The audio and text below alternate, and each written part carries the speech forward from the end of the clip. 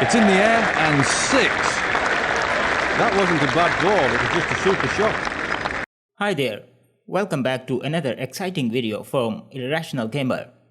Today we are going to talk about the quite old, yet still famous cricket game, Lara International Cricket 99, which is known by the name of Shane Warne Cricket 99 in Australia and New Zealand.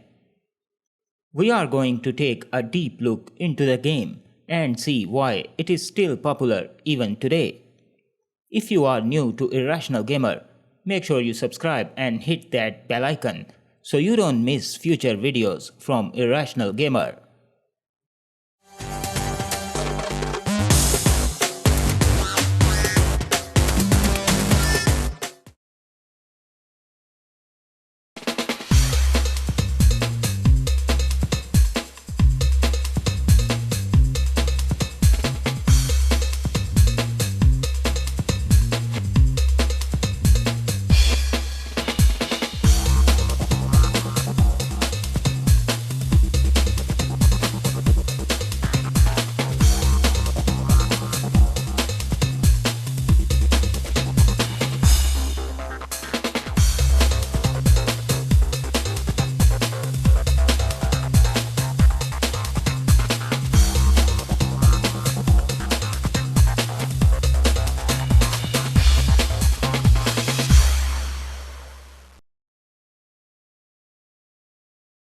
One of the first things you notice about Lara 99 is the excellent presentation. From the very start, you can clearly see that codemasters have made a real effort to create a TV-style presentation. There is a very short but brilliant introduction to the game, which really shows off the motion captured players and is one of the few times that you will hear music in the game, which sounded pretty good as well. You are then sent to the main menu, where there are a number of options available, such as deciding to play a match, have a quick practice, visit the archives, change the settings of the game, or view the teams, or restore a game. There are 3 difficulty levels available: village, county, or test levels. I strongly suggest you play on village level for the first few games. County is the average normal level, but is still quite hard. I found tests to be virtually impossible. You really have to practice hard to be able to play at that level. One of the many excellent things about Lara 99 is the variety of matches you can play. You can select from a quick start, friendly matches, World Cup, Knockout, like the Mini World Cup, World Series, Test Series, Test Season, and Classic matches. These are all worthwhile additions, especially the Classic matches, which is quite original on Codemaster's part. When playing the World Cup or Knockout, you can even decide what part of the world you want as the venue, and the computer will create the fixtures. There is also player performance tracking, which is another welcome addition, and an option called slog mode, where you can force the computer to slog everything instead of playing defensively when batting. Once you decide to play a game, you select the match type you want and then the team you want to play as.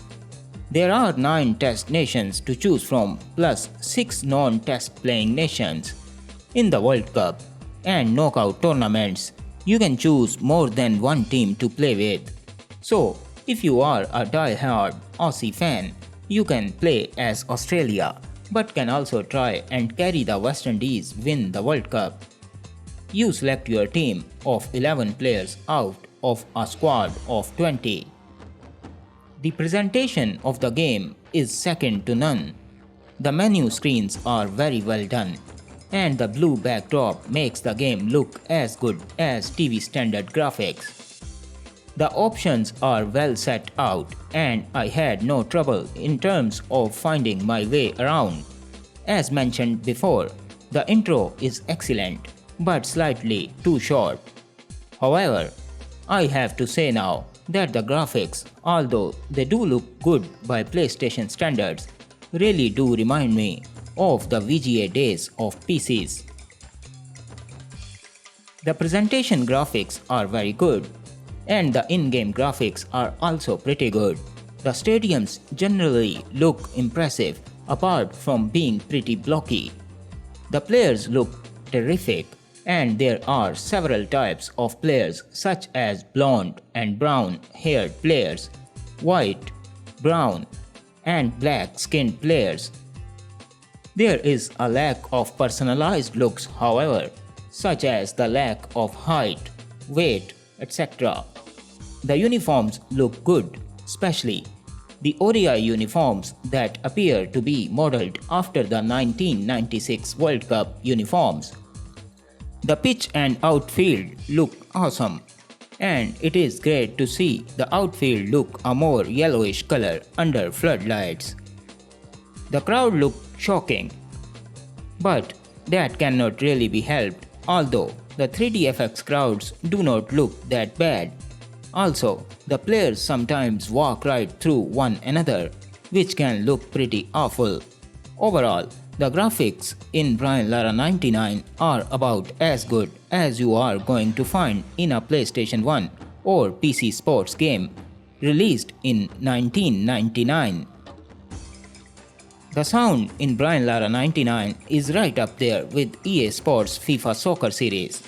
The crowds are the real highlight, with chanting, cheering, booing, clapping, whistling, and trying to rev the bowler up as he is coming into bowl. Even the Barmy army can be heard. The sound effects are pretty good as well. You hear the batsman shout, wait, or yes, no, when running between the wickets. The stumps sound realistic when they are broken, and the players sound excited when they take a wicket. The willow hitting leather sounds are perfect. About the only thing missing with regard to the sound effects is hearing the bowler hit the ground in his delivery stride, and the batsman tapping his bat on the ground when waiting for the bowler. The commentary is good but not great. Jonathan Angiu and Jeff Boycott make a great combination. The sequences of sentences they put together at the start of a game are great, and between overs, Boycott gives advice. It really does sound like TV. However, the commentary is repeated too much, and during gameplay, Boycott is pretty quiet. Also, you can always tell when you have hit a 4 just by hearing what Agnew says. He ruins the anticipation by saying you have hit a 4 as soon as you hit the ball. Having said that though, I generally enjoyed listening to the commentary. There are some moments in game when the commentators will just stop saying anything and you won't even listen to the sound effects anymore. An area of the game that is adequate gameplay, but could have been really well done if it wasn't for a few very frustrating things. Batting is the most enjoyable part of the game. Once you get the hang of things, you will soon be bashing 6s and 4s. It becomes almost too easy until you try the harder levels such as county. If you try the 6-hit shot, you may succeed a first time, but if you try the same shot again, you will invariably get out. The other very frustrating aspect of batting, it's not being able to charge. I kept wishing of being able to charge down the wicket to a spinner. Bowling, on the other hand, is ordinary. It reminds me of Cricket 96 in a big way. You feel pretty helpless when bowling. Even when bowling on a green pitch, fast bowlers are limited to fast or slow deliveries only. You can increase the speed of ball by pressing numpad 0 if you are playing on PC. The whole controls for the Lara International Cricket 99 can also be found on Irrational Gamer YouTube channel. Like in previous games, the other types of bowling in the game is swing, spin, slow. Generally, bowling is really boring and there's not a lot of variation you can do. Talking about fielding, not too much to say, except don't try manual fielding. It is almost impossible to see the ball, so let the computer do the work. There are a wide range of different field settings, but you cannot set your own custom field, which will annoy many people, including myself. There are some technical glitches here and there, now and then. Like sometimes when you play a normal shot, it goes sky high, only to be caught at boundary. There are also random edges to the keeper, and third umpires sometimes give wrong decisions on run-outs. The artificial intelligence in this game is actually pretty good. On the harder levels, you will definitely be challenged. The computer batsmen play pretty well, even the batsmen in the crap teams. They will go for the slog when the end of the innings is near, and the bowlers will always attempt to bowl a good line and length. Their stock deliveries are bouncers and Yorker length balls. The computer captains also adjust their fields quite regularly. The fielding AI is very average indeed. The fielders never run in to take catches when they are fielding on the boundary.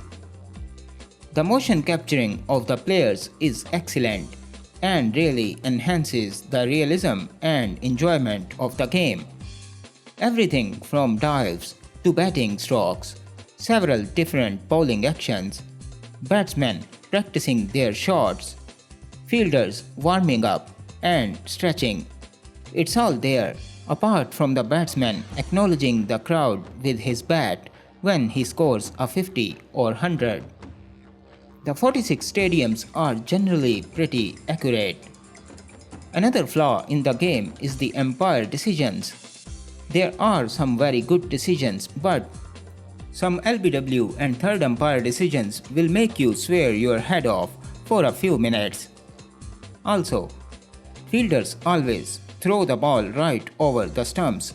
Their throws are never wide. They will occasionally hit the stumps direct. And that is when the third umpire usually stuffs up big time. In one-day games, there are fielding restrictions, but only for 10 overs, not 15 overs in a 50-over game. That is annoying, considering the first 15 overs of a one-day innings is so important these days. There is no shoulder-high no-ball rule, which is disappointing, as the computer fast bowlers will bowl several bouncers at you per over in one-day games. But you can do the same to take revenge and bowl 6 bouncers in an over. Stupid, isn't it? PS. There are no white balls, so enjoy your bowling. A great deal of effort has also been put into making you feel like you are watching a real game. You see the toss, the players walking out to the wicket. There are time restrictions and sessions in test matches, etc. The weather changes and the pitch and ball deteriorates, which is a very welcome addition. Overall, the amount of realism in the game is of a high level and is ruined by a few serious flaws. My overall impression, though, is that you don't have a lot of control over what you do. Batting is not too bad, but one major limitation is you can't move your batsman out of the crease. Also, the outcome of a shot is meant to be determined by the timing of the shot. However, I can't really figure out what is good timing and what isn't. If I get a nick, Was it because I pressed the button a split second too early, too late, or was it simply a too good ball? When you're bowling, you press the button to start your run-up and that's it. Where's the skill in that? You should at least have to press the button again to release the ball. Otherwise, no balls don't really come into the picture.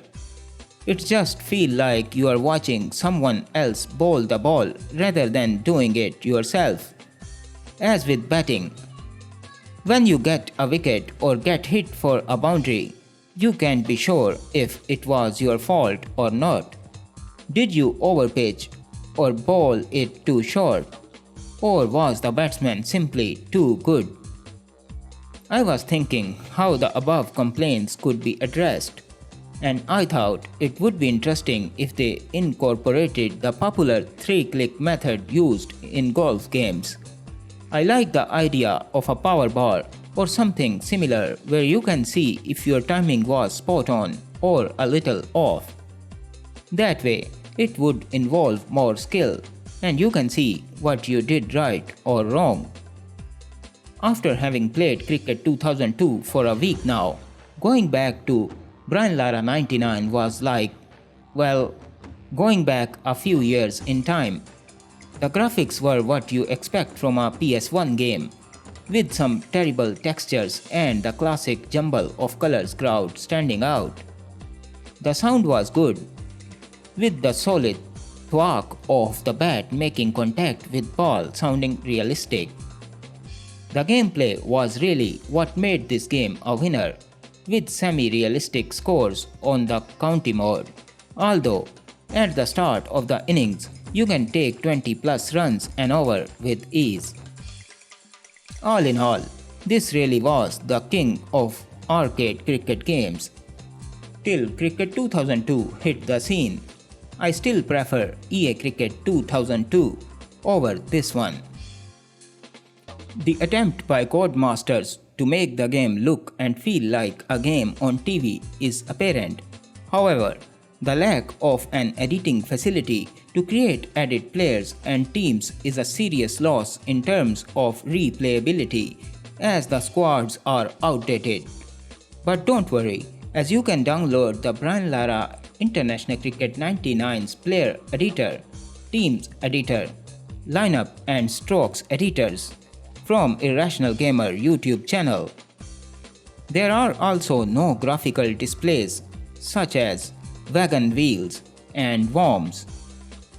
Overall, Brian Lara Cricket 99 is an enjoyable game despite several major flaws. I give this game a rating of 7. So that's it for today's video. If you liked it, make sure you hit that subscribe button. Goodbye.